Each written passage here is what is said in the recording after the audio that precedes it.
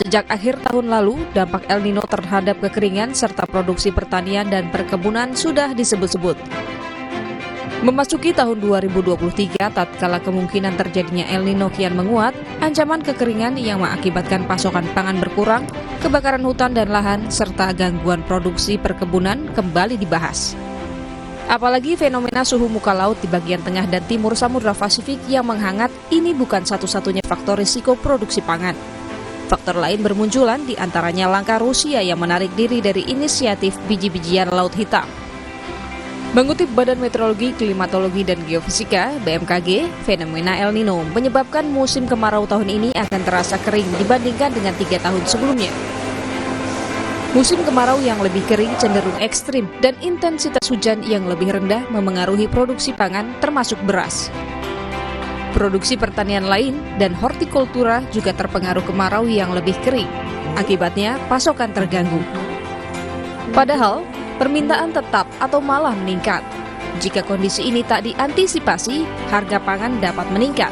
Masyarakat akan menanggung dampaknya dengan nilai uang yang sama. Jumlah atau volume pangan yang didapat masyarakat lebih sedikit. Atau untuk memperoleh produk pangan dan makanan yang sama, masyarakat mesti mengeluarkan uang lebih besar. Kenaikan harga pangan menimbulkan resiko inflasi. Data Badan Pusat Statistik yang dirilis kemarin menunjukkan inflasi bulan Juli 2023 sebesar 0,21%, lebih tinggi dibandingkan dengan inflasi bulanan Juni 2023 yang hanya 0,14%. Adapun inflasi tahunan pada Juli 2023 sebesar 3,08%.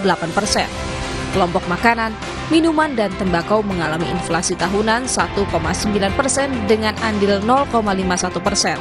Pada kelompok ini, beras merupakan komoditas yang memberikan sumbangan dominan terhadap inflasi tahunan yakni 0,38%. Pemerintah memitigasi dampak El Nino, antara lain dengan cara menambah stok pangan serta memindahkan stok pangan dari daerah yang surplus ke daerah yang minus. Masyarakat diimbau untuk memastikan ketersediaan air di musim kemarau. Kebakaran hutan dan lahan diantisipasi.